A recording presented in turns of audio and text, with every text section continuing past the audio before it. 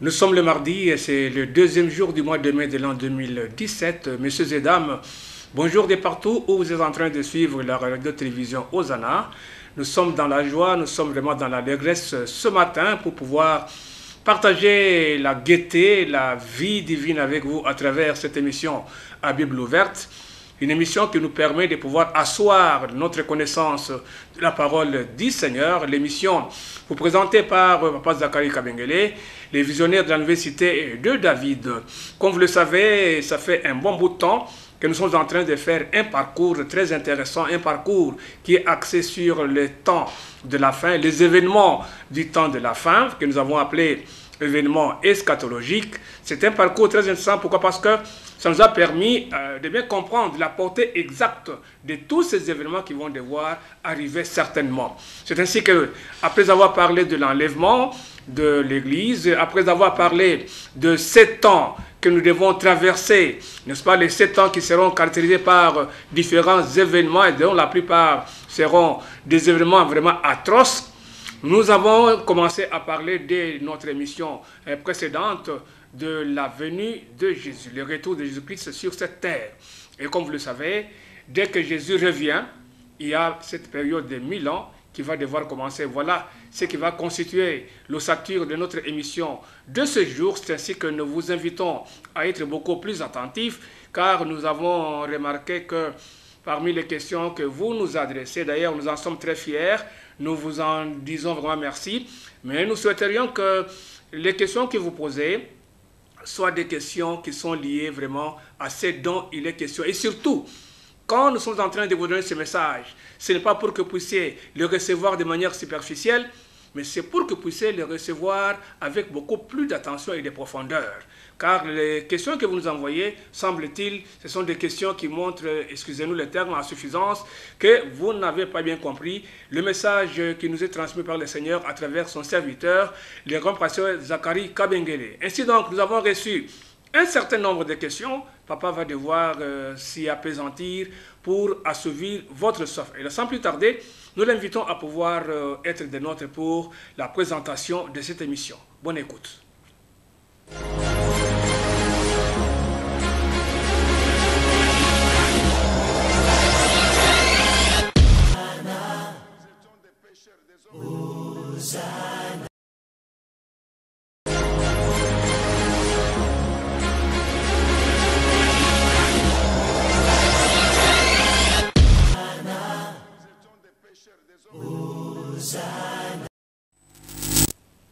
Père, nous voulons te dire une fois de plus merci au nom de Jésus. Merci pour cette journée de mardi, merci pour cette semaine. Merci Dieu le Saint-Esprit pour le renouvellement de ta grâce, Seigneur. Nous en avons besoin tous les jours pour vivre, pour accomplir la mission que tu nous as donnée sur cette terre. Nous avons besoin de cette grâce tous les jours, notre Dieu, pour te servir. C'est pourquoi nous sommes encore là en ce moment, pour t'écouter, écouter ta parole, afin que nos âmes, nos esprits soient nourris, reçoivent le renouvellement de ta vie, avant de vivre éternellement avec toi au ciel. Le ciel, Papa, est une réalité, de même que la terre. Et nous avons la foi que nous vivrons effectivement avec toi. C'est pourquoi que ta parole d'aujourd'hui encore puisse nous fortifier dans cette foi et nous aider à poursuivre la marche tout en te servant encore sur cette terre. Dieu le Saint-Esprit, c'est écrit. Je prie pour que l'Éternel vous donne par le Saint-Esprit sagesse et révélation qui vont vous aider à mieux le connaître. Sagesse et intelligence. C'est la prière de l'apôtre Paul pour les Éphésiens. C'est notre prière aussi pour ton peuple. Que tu donnes aux uns et aux autres la sagesse, l'intelligence, la compréhension pour saisir l'essentiel du message d'Apocalypse. Pour comprendre et connaître afin d'agir en conséquence. C'est pourquoi aujourd'hui encore, toute œuvre de l'ennemi toute puissance d'opposition à la proclamation de cette parole à son écoute soit anéantie. Père, nous prions au nom de Jésus, notre Seigneur et Sauveur. Amen. Amen. Oui, bien-aimés dans le Seigneur, nous prions donc le Seigneur pour qu'il puisse vous aider, nous aider tous à comprendre l'essentiel du message concernant les événements de la fin, et dont les 3/4 sont révélés, précisés, confirmés dans le livre d'Apocalypse. Nous n'avons pas besoin de tout comprendre en détail. Nous n'avons pas besoin de tout interpréter, non, bien-aimés.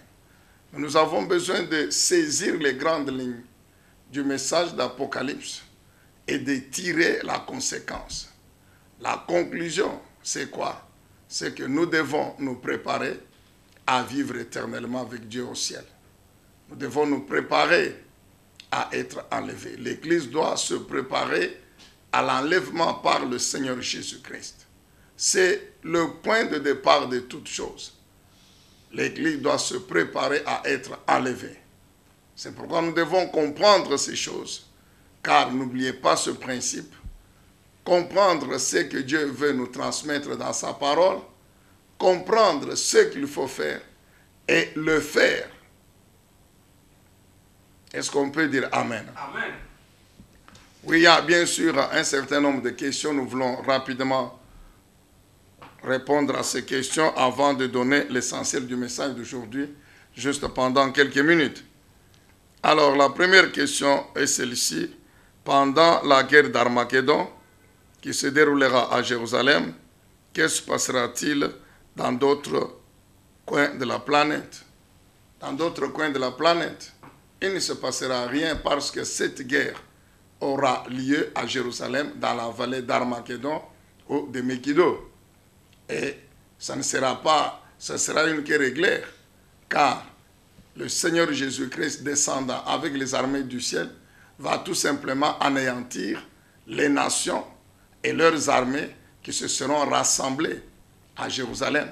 C'est à la fin de la période de 7 ans, il y aura l'Antichrist qui sera à la fin de son règne et le faux prophète et les armées des nations.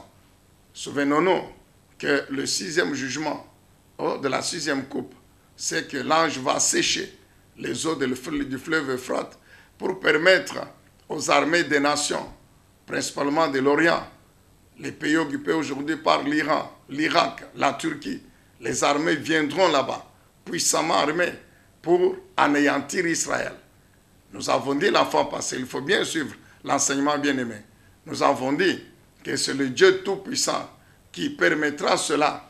Il va assécher les eaux du fleuve Euphrate pour permettre à ces nations d'accéder. Et quand ils vont venir à Jérusalem, ça sera avec l'objectif, sous l'instigation, le commandement de l'Antichrist et du faux prophète, de détruire définitivement Israël. Mais ils ne seront pas qu'avant même qu'on attaque Israël, le Seigneur Jésus-Christ, avec les armées du ciel, va les détruire. Alors, dans les autres coins de la planète, je ne sais pas qu'est-ce qui va se passer, parce que la Bible ne dit pas. Mais ce qui est vrai, c'est que les gens vont continuer à vivre là-bas. Les gens continueront à vivre là-bas. La guerre aura bel et bien lieu à Jérusalem, dans la vallée d'Armageddon. Alors, deuxièmement, par rapport à tous ces événements prédits par les prophètes, que doit faire l'Église pour les éviter? Mais que doit faire l'Église? C'est-à-dire, que doivent faire les fidèles membres de l'Église véritable de Jésus-Christ? Mais c'est se préparer à l'enlèvement. C'est tout. Se préparer à l'enlèvement.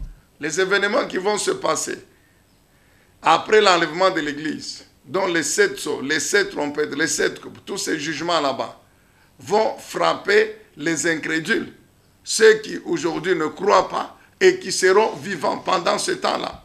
Ce sont ceux-là qui seront frappés. Tous ceux qui vivront pendant le temps-là sur toute la terre. Parce que l'enlèvement de l'Église, c'est sur toute la terre. Tous les chrétiens véritables qui sont morts, les justes et saints de l'Ancien Testament, de l'Ancienne Alliance, de la Nouvelle Alliance, sur toute la terre, ils seront enlevés, ils monteront. Maintenant, ceux qui resteront pendant les 7 ans, ils seront frappés. Nous avons expliqué pourquoi Dieu va les juger. Aujourd'hui, la parole de Dieu est prêchée. Et les gens refusent de croire en Jésus-Christ. Souvenons-nous d'Hébreux chapitre 3, versets 5, 6, 7. Souvenons-nous, 14, 15, toujours Hébreux chapitre 3. Souvenons-nous d'Hébreux 4, versets 7, 8. C'est écrit clairement, si vous entendez la voix de l'Éternel, n'endurcissez pas votre cœur. Aujourd'hui, combien de gens dans le monde, et les païens véritables, et des païens qui sont dans d'autres églises, dans d'autres religions, mais aujourd'hui, refusent de croire en Jésus-Christ. La bonne nouvelle est prêchée aujourd'hui à toute la création. Il n'y a pas un seul pays sur cette terre où l'évangile de Jésus-Christ n'est pas prêché. Et Dieu donne aux gens ce temps, qui est la période de la grâce, pour croire en Jésus-Christ. Quand cette période de la grâce va passer, elle prendra fin lorsque la trompette de l'archange sera sonnée et lorsque l'église sera enlevée. Quand cette période de la grâce prendra fin avec l'enlèvement de l'église, ça sera terminé. Nous le disons bien, ça sera terminé. Et ceux qui seront encore vivants sur la terre seront frappés. Ceux qui sont déjà morts païens, ils ressusciteront lors de la seconde résurrection pour être jugés et jetés dans les temps ardents des feux de soufre. Il y a une question. L'enfer et le royaume des cieux seront au ciel ou sur la terre? D'abord, le royaume des cieux, c'est quoi? C'est une entité spirituelle, mon frère. Le royaume des cieux, le royaume de Dieu, est une entité spirituelle. Dieu est au ciel avec toutes ses armées, et sur cette terre, le royaume de Dieu est représenté par l'Église. Non pas l'Église dans le sens des dénominations, des communautés physiques, avec les temples physiques, non. C'est l'Église spirituelle, invisible, que seul le Seigneur Jésus-Christ connaît, c'est-à-dire des chrétiens véritables. Car dans les églises locales, dans les communautés, il y a tout le monde, nous le savons. Maintenant, ceux qui sont membres effectifs du royaume de Dieu sont ces chrétiens véritables, que Dieu seul connaît. Est-ce qu'on peut dire Amen? Amen. Donc, l'enfer sera où? Sur la terre, au ciel. La Bible décrit l'enfer comme étant un lieu où seront jetés qui? Les âmes de tous ceux qui refusent de croire en Jésus-Christ. C'est là qu'ils termineront leur vie. C'est là qu'ils vivront. Et ils seront tourmentés jour et nuit dans les temps ardents de feu et de soufre. C'est ça qu'il faut retenir, mon frère. Il faut retenir que le ciel existe, que l'enfer existe, de même que cette terre ici existe. Alors, quatrième question. Pendant le millénium, les personnes qui ont été enlevées auront quel corps? Là, nous te demandons de lire 1 Corinthiens chapitre 15. Tout le chapitre, tu vas comprendre avec quel corps nous aurons. Est-ce que tu peux dire Amen, toi qui as posé cette question? Lis la Bible, tu auras la réponse. 1 Corinthiens chapitre 15. Il est question là-bas du corps, ici que nous portons, qui est enterré, qui est détruit. Et il est question du corps avec lequel nous ressusciterons. C'est avec ce corps-là que nous serons enlevés. Que Dieu soit loué, que Dieu soit béni. Amen. Alors, nous continuons donc. Nous allons dans Apocalypse chapitre 19.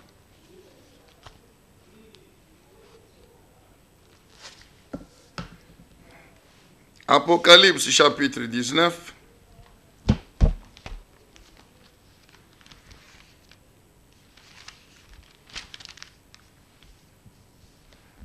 Nous pouvons aller directement à Apocalypse chapitre 20. Apocalypse chapitre 20. Verset 1er. Puis je vis un ange descendre du ciel. Il tenait à la main la clé de l'abîme et une grande chaîne. Il s'empara du dragon, le serpent ancien, qui est le diable et Satan, l'enchaînant pour 1000 ans et le jeta dans l'abîme. Il ferma et scella l'entrée au-dessus de lui, afin qu'il n'écarte plus les nations, jusqu'à ce que les 1000 ans soient passés. Après cela, il faut qu'il soit relâché pour un peu de temps. Ensuite, je vis des trônes, et ceux qui s'y assirent sur le pouvoir de juger. Je vis aussi l'âme de ceux qui avaient été décapités à cause du témoignage de Jésus et à cause de la parole de Dieu. Tous ceux qui n'avaient pas adoré la bête ni son image, et qui n'avaient pas reçu sa marque sur le front ni sur la main. Ils revinrent à la vie, et ils régnèrent avec Christ pendant 1000 ans. Les autres morts ne revinrent pas à la vie avant que les 1000 ans soient passés. C'est la première résurrection. Heureux et saints ceux qui ont part à la première résurrection. La seconde mort n'aura pas de pouvoir sur eux, mais ils seront prêtres de Dieu et de Christ, et ils régneront avec lui pendant 1000 ans. Quand les 1000 ans seront passés, Satan sera relâché de sa prison, et il sortira pour égorger les nations qui sont aux quatre coins de la terre, Gog et Magog, afin de les rassembler pour la guerre. Elles sont aussi nombreuses que le sable de la mer. Ils montèrent sur toute la surface de la terre, et ils encerclèrent le camp des saints et la ville bien-aimée. Mais un feu venu de Dieu descendit du ciel et les dévora. Le diable qui les écarrait fut jeté dans les temps de souffle, où sont la bête et le prétendu prophète. Et ils seront tourmentés jour et nuit au siècle des siècles. Amen, bien-aimés dans le Seigneur. Amen. Donc, quand le Seigneur Jésus-Christ descend sa seconde venue, après les 7 ans qui suivent l'enlèvement de l'Église, il anéantit les armées des nations qui seront rassemblées pour la guerre dans la vallée d'Armageddon. Et nous avons lu Zacharie chapitre 14, on a lu Daniel. Il posera ses pieds sur la montagne des Oliviers. Et ceux qui auront été enlevés, donc l'Église, descendra aussi avec les autres armées du ciel avec lui. Et la Bible dit que quand il descend sur la montagne des Oliviers, donc à Jérusalem, il inaugure, commence le royaume des 1000 ans, ou le millénium. Bien-aimés dans le Seigneur, c'est la Bible qui révèle. Christ descend, il descendra. Quand on parle de la seconde venue de Jésus, c'est qu'il redescend sur la terre. C'est la venue de Jésus-Christ sur la terre, ici, sur cette terre. C'est pourquoi on dit sa seconde venue. Sa première venue, c'était sur la terre. Et la seconde venue, c'est sur la terre. Il posera les pieds sur la montagne des Oliviers, à Jérusalem. Et il descend avec tous les saints.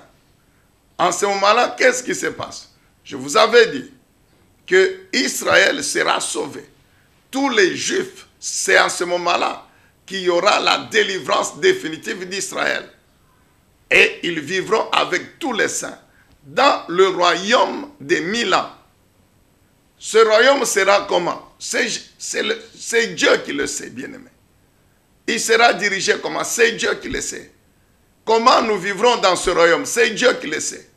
Nous serons avec quel corps? Mais les corps avec lesquels nous aurons été ressuscités et enlevés. Et nous savons que ce sont des corps spirituels. Nous serons déjà à l'état purement spirituel. Il n'y aura plus de corps physique. Souvenez-vous, Jésus avait dit qu'à la résurrection, il n'y aura ni homme ni femme. Là au ciel, là-bas, déjà, quand nous montons, quand on est ressuscité, on n'est pas ressuscité avec un corps féminin ou masculin. C'est le corps spirituel. Est-ce qu'on peut dire Amen? Amen. Les autres aspects de la vie dans ce royaume, Dieu seul sait. Nous verrons quand nous serons là-bas. Tout ce que nous savons, c'est que ça sera une vie terrible, meilleure, la meilleure des vies. Ça sera le repos, c'est ça le repos. Ça sera déjà le repos. Et pendant ce temps, une question a été posée. Qu'est-ce qui va se passer en dehors de ce royaume des 1000 ans? Mais les gens vont continuer à vivre. Les gens continueront à vivre sur la terre dans les autres nations. Mais ils ne seront plus avec Dieu. Ils ne seront plus avec Dieu. Amen, bien-aimés dans le Seigneur. Amen. Est-ce qu'on peut dire Amen? Amen. Quand l'Église est enlevée, je vous rappelle, ça sera fini. C'est maintenant qu'il faut croire en Jésus-Christ. C'est maintenant qu'il faut croire. Il n'y aura pas une deuxième chance comme les gens le disent. Non, c'est maintenant qu'il faut croire. Et la Bible dit, n'endurcis pas ton cœur, afin qu'il ne soit pas trop tard pour toi. Alléluia. Amen. Donc, le royaume des 1000 ans, c'est une réalité, bien aimé, la Bible en parle. Alors, il y a 3 hypothèses. Aujourd'hui, nous voulons nous arrêter un peu là-dessus. Il y a 3 hypothèses concernant le millénium. Il y a la première, on parle de post-millénarisme, de pré-millénarisme et de amillénarisme. 3 hypothèses pour interpréter le millénium. Post-millénarisme, pré-millénarisme et amillénarisme. Alors, je vous lis intégralement un commentaire biblique dans la version Vie Nouvelle. Le post-millénarisme envisage une période effective de 1000 ans de paix sur la terre, instaurée par l'Église, à la fin de laquelle Satan sera une fois de plus libéré, avant que Christ ne revienne pour le vaincre et pour régner éternellement. La seconde venue de Christ n'aura lieu qu'à la fin de cette période de 1000 ans. Ça, c'est le post-millénarisme. Donc, qui dit que la seconde venue de Christ, c'est après les 1000 ans. Qui dit que pendant les 1000 ans, ça amène bien-aimé dans le Seigneur. Amen. Déjà, à ce niveau ici, il y a déjà quelque chose qui ne marche pas. Quand vous lisez Apocalypse 19 et 20, le Seigneur Jésus-Christ vient après les 7 années. C'est après les 7 coupes, la dernière série de jugements, les 7 coupes, qu'il y a la guerre d'Armageddon. Parce que nous nous rappelons que le 6e jugement de la 6e coupe, c'est préparer le chemin pour que les nations viennent sécher les eaux du fleuve Euphrate. Et le 7e jugement de la 7e coupe, c'est l'anéantissement de Babylone la Grande, qui est ce système religieux animé, commandé par le faux prophète, et ce système politique et commercial commandé par l'Antichrist. Le 7e jugement de la 7e coupe, c'est pour l'anéantissement de ce système de la Babylone la Grande. C'est alors que Christ descend. Amen, bien-aimé. Donc, c'est alors que Christ descend. C'est vrai, les post-millénaristes acceptent que la période de 1000 ans, elle est réelle. Mais c'est là où ils la posent. Ils disent qu'elle est réelle, elle va exister. Mais Christ ne descend qu'après la période de 1000 ans. Non. Christ descend pour inaugurer le règne de 1000 ans. Le règne de 1000 ans, les chrétiens qui auront été enlevés vivront avec Christ. Christ descend après les 7 années qui suivent l'enlèvement et inaugure les 1000 ans. Donc cette hypothèse des post-millénaristes ne tient pas sur base de ces quelques éléments que nous venons de donner. Deuxième interprétation. Prenons l'amillénarisme. L'amillénarisme comprend la période de 1000 ans comme une désignation symbolique de l'époque intermédiaire entre l'ascension de Christ et son retour. Ce millénium est une période où Christ règne dans le cœur des croyants et dans son Église. C'est donc une manière de parler de l'ère de l'Église qui prendra fin avec le retour de Christ. Non. Comme pour dire que maintenant, là, nous sommes déjà dans le millénium. Mais millénium, c'est 1000 ans. C'est 1000 ans. C'est un chiffre. C'est une période de 1000 ans. La Bible parle de 1000 ans. Or, depuis que Christ est monté au ciel jusqu'à aujourd'hui, ça fait plus de 2000 ans. Donc, ce qui veut dire en d'autres termes, s'il faut s'en tenir au chiffre de 1000 ans, entre l'ascension et les 1000 ans, donc Christ serait déjà revenu. Or, nous sommes déjà plus de 2000 même. Nous sommes en 2017. C'est par rapport à la venue de Christ sur cette terre. Donc, le millénium, ce n'est pas l'ère de l'Église, non, ce n'est pas l'époque de l'Église.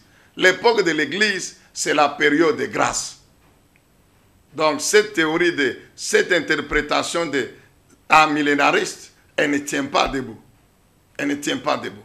Ce n'est pas l'ère de l'Église, non. Amen, bien-aimé. Amen. Surtout que les événements que nous avons lus ici sont contraires. Alors, troisième interprétation, c'est le prémillénarisme. Le prémillénarisme, il prête lui aussi une valeur littérale, oui, à la période de 1000 ans. Mais c'est le retour de Christ qui en marque le début et ce règne précède l'anéantissement de Satan. Amen. Amen. Donc, le prémillénariste, eux ont l'interprétation qui est conforme, même aux Saintes Écritures, que nous venons de lire encore aujourd'hui. C'est Jésus qui descend et qui inaugure la période de 1000 ans. Et qui coïncide avec quoi? Premièrement, on prend le faux prophète et l'antichrist. Ça, c'est chapitre 19. On les lit, on les jette dans les temps dans des feux de soufre. Apocalypse 20. On prend Satan, on les lit, on les jette aussi là-bas. C'est avec le retour de Christ, quand il descend, pour commencer le règne de 1000 ans, que l'antichrist, le faux prophète et Satan sont pris, jetés dans les temps dans des feux de soufre. Mais nous savons aujourd'hui que et l'antichrist et le faux prophète ne sont pas encore là. Ce sont des personnes, des êtres humains, des hommes, que Satan investira de sa puissance. Et Satan attend seulement que l'Église soit enlevée. Car aujourd'hui, ce qui empêche l'antichrist et le faux prophète de venir, c'est la présence du Saint-Esprit de Dieu qui est encore avec l'Église. Mais quand il aura enlevé l'Église, c'est fini. Satan aura les mains libres. C'est alors qu'il va susciter ces deux personnes, qu'il va investir de sa puissance. L'antichrist, ou la première bête, et le faux prophète, la deuxième bête. Et ils régneront pendant les 7 années. Maintenant, quand Christ revient, et Satan lui-même sont pris, jetés dans les temps, dans des feux de soufre. Aujourd'hui, là, Satan est encore libre. Non seulement l'antichrist, le faux prophète ne sont pas encore là, mais Satan est encore libre. Satan n'est pas encore lié. Amen, bien-aimé dans le Seigneur. Amen. Donc rien que ces éléments-là démontrent que nous ne sommes pas encore dans le millénium. Donc les pré-millénaristes, eux, leur interprétation est conforme même à l'esprit des Saintes Écritures. Le millénium n'a pas encore commencé. Il sera inauguré par le Seigneur Jésus-Christ lui-même lorsqu'il viendra. Amen. Amen. C'est pourquoi, bien-aimé, prépare-toi. Je te dis, prépare-toi. La vie sur cette terre ici, qu'on ne te trompe pas. C'est comme un clin d'œil par rapport à l'éternité. C'est comme la centième des fractions de seconde par rapport à l'éternité, mon frère. Pense à l'éternité. Pense à l'éternité. Qu'on ne te trompe pas, mon bien-aimé. Que tout s'arrête sur la terre, non. Qu'on ne te trompe pas. Que nous sommes déjà dans le royaume des 1000 ans. Non, c'est faux et archi faux. Ça, c'est la confusion que le diable entreprend. Que le diable entretient. C'est le mensonge. Amen, bien-aimé dans le Seigneur. Amen. Pour laisser les gens vivre comme ils veulent, afin de ne pas participer à l'enlèvement de l'Église. L'enlèvement de l'Église n'a pas encore eu lieu. Et tout chrétien véritable doit se préparer à cet événement. C'est le début de l'éternité avec notre Dieu. C'est le début de l'éternité avec le Seigneur Jésus-Christ. Souvenons-nous, avant d'aller au ciel, il a dit, je m'en vais vous préparer une place, afin que là où je serai, vous y soyez aussi. Bien-aimé, il y a une place qui est Christ est allé te préparer au ciel.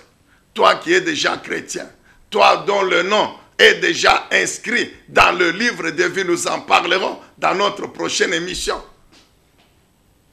Tous les jours, je te rappelle tous les jours, ta préoccupation doit être, qu'est-ce que je dois faire aujourd'hui encore pour que ma communion avec le Seigneur puisse encore monter? Qu'est-ce que je dois faire aujourd'hui encore pour plaire à mon Dieu? Qu'est-ce qu'il y a encore dans ma vie comme œuvre de la chair qui doit quitter ma vie? Tous les jours, quand tu te réveilles, tu t'abandonnes entre les mains du Saint-Esprit. Tu dis, Seigneur, il n'y a que toi qui peux m'aider. Aujourd'hui encore, à marcher dans la crainte de Dieu. Il n'y a que toi, Dieu le Saint-Esprit, qui peut m'aider aujourd'hui encore à obéir à Dieu, à résister à la tentation au péché, à vaincre toute convoitise des yeux de la chair, à vaincre toutes les œuvres de la chair, à vaincre l'idolâtrie. Il n'y a que toi et toi seul, Dieu le Saint-Esprit, qui peut aujourd'hui encore m'aider à marcher dans la sanctification, à élever le niveau de ma sainteté. Souvenons-nous de 1 Thessaloniciens chapitre 4, où il est question des instructions du Seigneur Jésus-Christ, qui nous rappelle que ce que Dieu attend de vous, c'est la sainteté, et que vous puissiez progresser dans cette vie de sainteté. C'est ce que Dieu attend de vous, que vous puissiez progresser dans cette vie de sainteté. Amen, bien-aimé dans le Seigneur. Amen. C'est cela qui doit être ta prière de tous les jours. Bien-aimé, bien-aimé, la Bible dit, si vous entendez sa voix, n'endurcissez pas votre cœur. La Bible, c'est la parole de Dieu, c'est la vérité. C'est la vérité. Il y a des prophéties, il y a des événements qui ont été prophétisés, que l'Éternel Dieu a annoncé depuis longtemps et qu'il a accompli, mon frère. Alors, comment ne pouvons-nous pas croire que les événements d'Apocalypse auront bel et bien lieu? Souviens-toi encore, je te rappelle, pour que ces choses soient dans ton esprit, ton âme, mon bien-aimé. Prenons un fait seulement. Concernant le retour de Christ, qu'il posera ses pieds sur la montagne des Oliviers. Rentrons encore dans Zacharie ce matin. Souffre que je te rappelle ces choses. Les gens des sciences disent ceci, que la répétition c'est la mère de la science. C'est-à-dire, plus quelque chose vous est répété plusieurs fois, plus vous finirez par mieux la comprendre et la retenir et par mieux la connaître. Il n'y a que nous les chrétiens qui ne voulons pas qu'on nous répète la parole de Dieu. Non, ces derniers temps, c'est toujours la même chose. Mais c'est pour que tu la connaisses, mon frère, que tu la sers dans ton esprit, dans ton âme, mon frère. Que tu la connaisses bien. C'est que tu refuses là qu'on te répète. Si on te demande de pouvoir le défendre, le déclarer, est-ce que tu seras en mesure de démontrer que tu le connais, que tu l'as compris? Alors regarde, Zacharie chapitre 9 annonce, verset 9 et la suite, que Jésus, que le roi, le Messie, il entrera à Jérusalem. Il entrera à Jérusalem, monté sur un âne, le petit d'une ânesse. C'est écrit. Et cette prophétie-là s'est accomplie. Le dimanche qui a précédé la semaine de la Pâque, où Christ a été crucifié, qu'il est mort, qu'il est ressuscité. Il est entré à Jérusalem. Monté sur quoi? Sur un ânon, mon frère. Le petit d'une ânesse. Et les filles de Jérusalem, le peuple, étant en liesse, ils ont jeté les habits par terre. Et l'ânon sur lequel le roi était monté a marché sur les habits. Bien-aimé, le peuple était en liesse dans la joie, tel que Zacharie l'avait prophétisé. La prophétie a eu lieu, s'est accomplie. Alors comment tu ne peux pas croire que Zacharie chapitre 14, qui déclare qu'il posera ses pieds quand il reviendra sur la montagne de Jérusalem, comment ne pouvons-nous pas croire qu'elle s'accomplira aussi? D'autant plus qu'Apocalypse confirme qu'il descendra. Ah, bien-aimé dans le Seigneur, le roi reviendra. Le Seigneur Jésus-Christ reviendra dans toute sa gloire. Cette fois-là, ça ne sera pas sur un âne. Il descendra monté sur un cheval qui vient du ciel. Amen, bien-aimé dans le Seigneur. Amen. il ne descendra pas. Il pose les pieds sur la montagne des Oliviers et puis il demande qu'on lui amène le cheval. Non, il descendra monter sur le cheval. Laisse-moi te rappeler cette image qu'on a vue à Jérusalem il y a quelques mois en arrière. Le roi assis sur le cheval blanc. Mon frère et ma soeur, crains Dieu. Je te dis, crains Dieu. Le monde ici, que tu le veuilles ou non, tu l'as trouvé. Ne t'en fais pas, mon frère. Quelles que soient les études que tu as faites, quel que soit le groupe mystique où tu es là, tu connais bien, quels que soient les enseignements qu'on te donne là-bas, ne te trompe pas. Ce monde ici, tu l'as trouvé tel qu'il est, que tu le vois. Et tu le laisseras tel que tu l'as trouvé. Ne t'en fais pas, mon frère. Qu'on ne te trompe pas. Que sur la terre ici, avant de vivre, tu étais né là-bas, tu es né. C'est la fameuse théorie de la réincarnation. Pas avec laquelle le diable trompe les gens, ses adeptes. Que tu vas mourir, tu vas encore renaître quelque part. Ah, mon frère, c'est faux et archi faux. Si la réincarnation existe, et puis, n'est-ce pas, on vous explique là-bas, vous qui êtes dedans là, n'est-ce pas, on vous dit que non, on se réincarne pour être encore meilleur. Ah, pour être meilleur, très bien. Tu peux me dire, un seul Japonais qui, quand il meurt, il peut souhaiter se réincarner comme un Africain. Tu connais, mon frère, tu connais, non? Nous connaissons, nous sommes Africains, nous connaissons l'Afrique, non? Rien que le niveau de développement économique et industriel de l'Afrique par rapport au Japon, à l'Europe, aux États-Unis. Quel Américain va vouloir, quand il meurt, qu'il puisse encore renaître sur le continent africain ici, et non pas en Amérique, ou au Japon, ou en Europe? C'est faux, archi faux. La Bible déclare, il est réservé aux hommes de naître une fois, de mourir une fois, après quoi vient le jugement, mon frère. C'est écrit. C'est écrit. Qu'on ne te trompe pas. Oh non, oh, il y a une fille de 3 ans, oh, qui a dit, je ne sais pas si c'est dans quel pays, que non, moi ici, il y a 200 ans, j'étais... Ah, les démons qui parlent. Ce sont les démons qui parlent, qui ont possédé la fille et qui parlent, qui mentent. Parce que les démons sont tous des menteurs, comme leur père Satan, qui est le grand menteur, du mensonge. Il n'y a aucun homme, quand il naît, mon frère. Ah, pose-toi toi-même la question. Quand toi tu es né, tu étais un bébé, tu savais qui tu étais? Hein? Tu savais qui tu étais quand tu es né? Tu étais un bébé, non? Tu ne savais pas ce que tu étais. C'est aujourd'hui qu'on te dit que non, non, non, oh regarde, et tu as vécu là-bas, et tu peux chercher et trouver qu'avant de naître au Congo, tu as vécu en Europe. Ah, et tu crois à ça, mon frère. Et il y en a qui croient, même des grands professeurs d'université, qui disent qu'ils ont les savoirs. Mais ils croient à des mensonges. Ils croient à des mensonges. Non, bien-aimés. La Bible est la parole de Dieu. C'est écrit. Dieu bénit Adam et Ève. Dieu leur dit, soyez féconds, multipliez-vous, remplissez la terre. C'est cette parole-là qui, par sa puissance, a mis dans le corps de l'homme et de la femme les organes génitaux procréateurs. C'est tout. Nous savons comment le bébé se forme dans le ventre de sa maman. Nous savons, mon frère. C'est l'accomplissement de Genèse 1:28. Donc, chaque fois qu'un bébé naît sur cette terre, c'est la preuve, la démonstration que le Dieu de la Bible, réellement, il est le véritable Dieu. Et que c'est lui le créateur de l'homme, de la vie humaine. Genèse 3:17, il a dit quoi à l'homme? Tu es poussière, tu retourneras à la poussière. 17-18 et la suite. C'est ce que nous vivons tous les jours. Donc chaque fois qu'un homme tombe, on amène le corps à la mort, on enterre, la parole de Dieu s'accomplit. Démontrant que le Dieu de la Bible, c'est lui le propriétaire. Il avait dit quoi à Adam? Tu vas mourir. Ta vie sur la terre ici va prendre fin un jour. Et c'est vrai. Ça s'accomplit tous les jours ici, mon frère.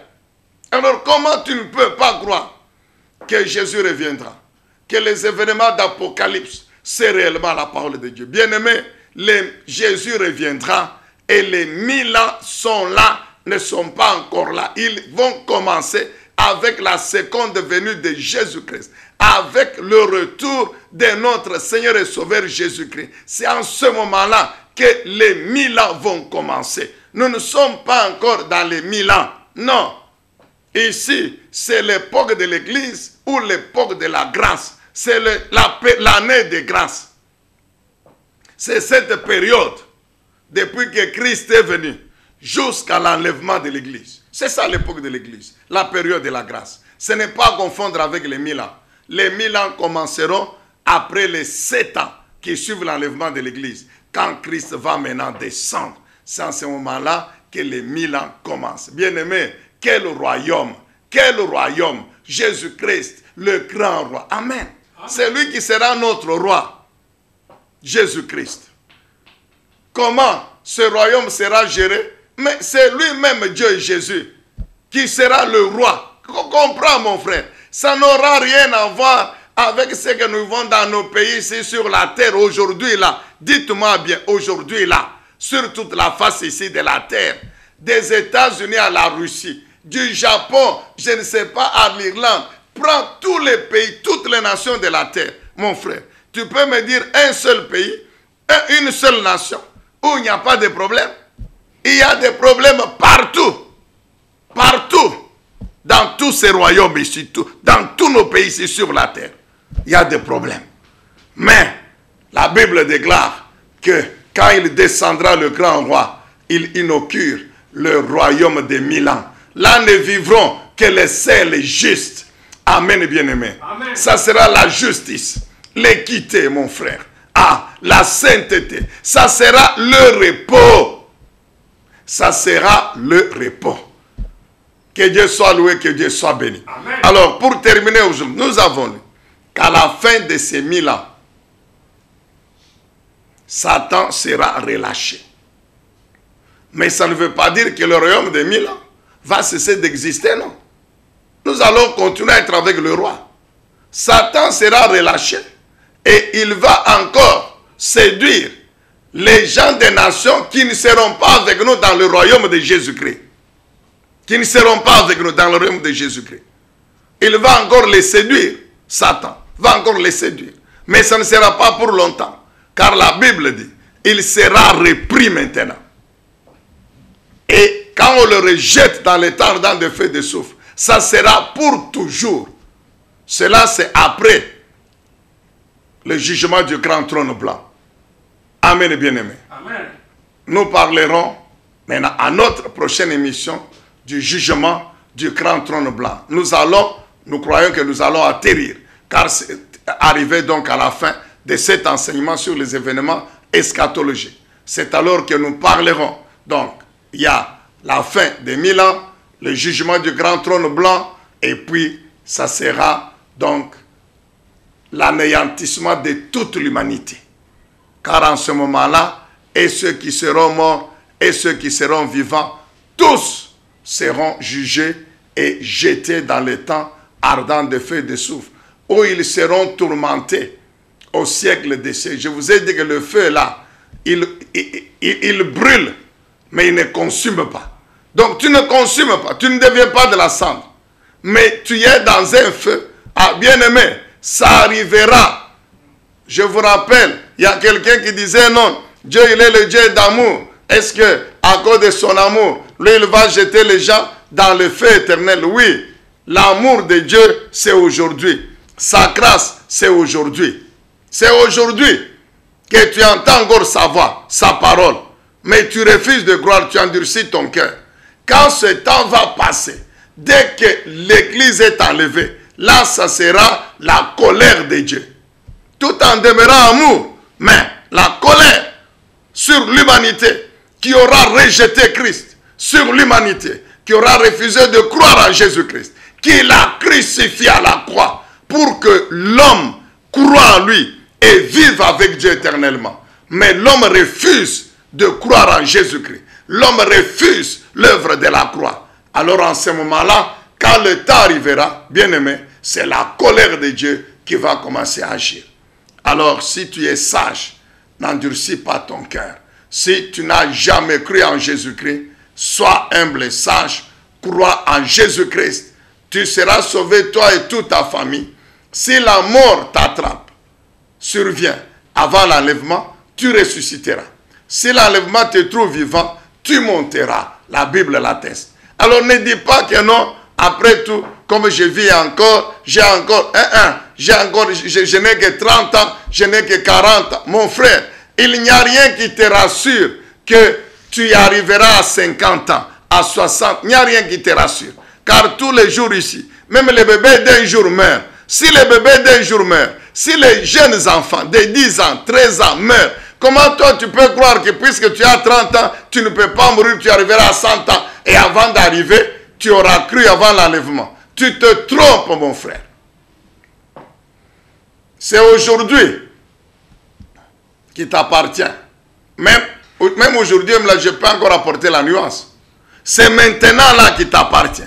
Car tu ne sais pas ce qui peut t'arriver après 1 heure. Tu ne sais pas, mon frère. Hein? Tu n'as jamais appris que vous êtes avec quelqu'un, il vous téléphone. Ok, nous nous voyons dans 30 minutes. Mais 30 minutes après, tu sonnes, on te dit que non, mais la personne vient de tomber. Hein? Mon frère, tu n'as jamais appris ça. Mais c'est la même personne qui vient te donner rendez-vous. Pour dire dans 30 minutes, nous nous voyons tel part. Mais ne sachant pas que dans la minute qui suit, il tombe. Et c'est fini pour lui. Hey, bien-aimé dans le Seigneur. Écoute, la vie sur la terre ne t'appartient pas. Elle appartient au propriétaire qui est le Dieu créateur. Et c'est lui qui connaît quand est-ce qu'il y met fin. Alors, comme tu entends sa parole aujourd'hui encore, sois humble et sage, crois au Seigneur Jésus.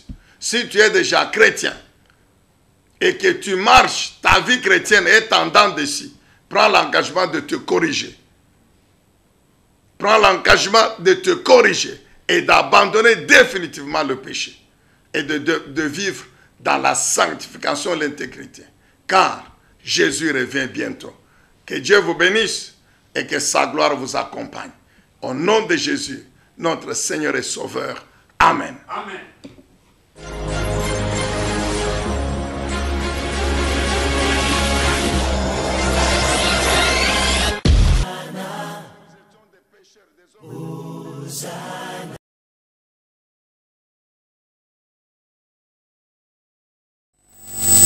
Bien voilà, nous avons bien savouré cette intervention de Papa Zacharie. Nous l'avons vraiment bien digéré. Vous savez, si vraiment vous tenez à endurcir davantage votre cœur, c'est votre problème. Papa Zacharie que vous avez vu aujourd'hui, que vous verrez encore demain, mais ces jours-là, vous ne le verrez plus. Alors ce sera trop tard. Alors nous avons ainsi tout le temps de pouvoir nous accommoder à la parole du Seigneur. Nous avons tout le temps à pouvoir conformer notre vie à la parole de Dieu, car les délices telles qu'elles venaient de nous être décrites pour les milléniums, ça fait vraiment la joie de vivre. Ainsi donc, nous sommes arrivés à la fin de cette tranche de ce jour. Nous disons vraiment merci à Papa Zacharie parce qu'il nous aura encore suffisamment nourris par la parole du Seigneur. Merci à Sylvain Mutombo qui nous a réalisé du côté de la régie télé. Merci à Félix Kabongo du côté de la radio. Nous sommes très fiers de vous car nous savons très bien que vous faites du bon travail. Que Dieu vous bénisse tous.